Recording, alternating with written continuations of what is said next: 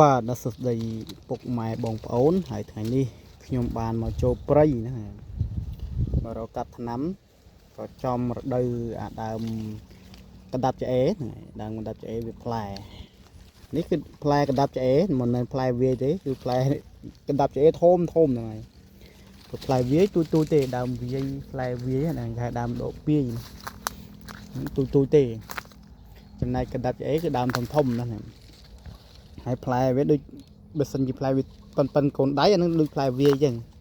តែនេះដើមកណ្ដាប់ឆ្អេណាហើយដើមនេះគឺជាថ្នាំដោះអំពើហ្នឹងហើយដែលខ្ញុំតែងតែកាប់ផ្ញើឲ្យភ្ញៀវណាជាទូទៅគឺតែង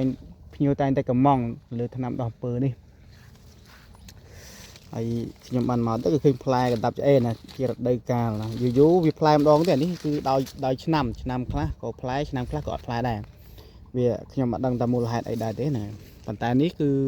ផ្លែច្រើនណានេះនៅខ្ចីឡើយទេខ្ញុំបេះអាទុំមកហើយនោះគឺដើមកណ្ដាប់ឆ្អេណាហើយសន្តានលឹកវានេះគឺធំអញ្ចឹងហើយអាលោង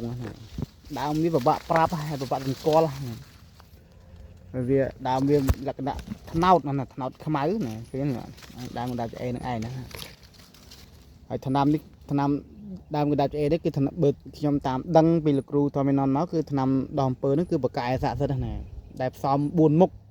មានដើមកណ្ដាប់ឆ្អេហ្នឹងហើយដើមដកពាយឬក៏ដើមវាយហ្នឹងវារលីហ្នឹងនិងដើមបាក់ដងហើយនឹងវល្លិដកពាយណាទាំងអស់4មុខហើយថ្ងៃនេះខ្ញុំបានមកកាប់ថ្នាំប៉ុន្តែឃើញផ្លែក៏កាប់កបេះណាយកទៅហូបផ្លែវាមានលក្ខណៈមិនសូវផ្អែមទេរៀងចត់ណាចត់ផ្អែមឡំណាគេឡំចត់តែយើងហូបទៅវាកណ្ដងដែរណាព្រោះផ្លែធម្មជាតិ